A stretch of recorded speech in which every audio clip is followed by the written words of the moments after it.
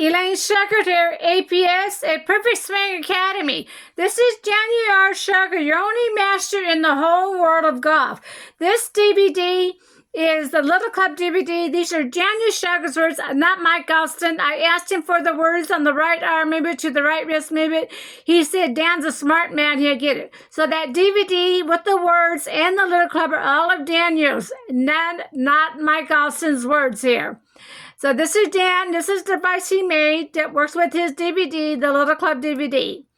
On the right arm movement to the right wrist movement. Here's Daniel, your master.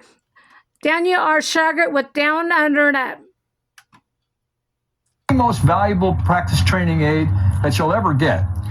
What it does is by eliminating the shaft, we can tell what any hand action would immediately do to the club face. And we know that in the standard golf swing, the hand action looks something like this, where you're kind of looking at your palm and you're opening the blade as you take the club away, and then you're rolling it back to square and turning it over as you go through the shot. And what that does is it doesn't allow you to use this motion, which is a throwing action of the hand, and at the same time, this action keeps the club face square. So we're going to be learning how this little club and what we do in our golf swing can teach you what you want to do with your hands. And when you learn that, you'll learn a lot about what goes on in the entire golf swing. Now, because of the fact that your club is swinging in a circle around your hands, it actually must swing in a cone to do that.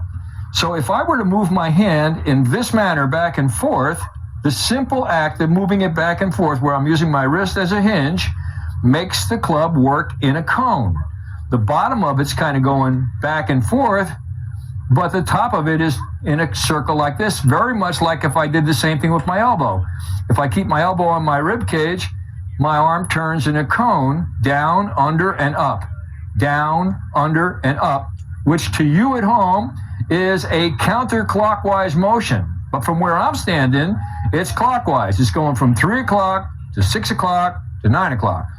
And we're going to be using the bottom part of the circle to hit the ball versus the standard golf swing, which takes the club from 3 o'clock to noon to 9 o'clock, which to you would be a clockwise move, but to me is counterclockwise.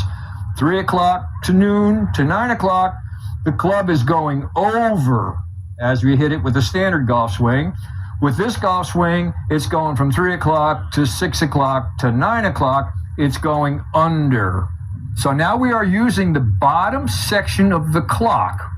If you see this as the pin in the center of the clock, we're going from 3 o'clock in my point of view, would be 9 o'clock in your point of view, to 6 to 3.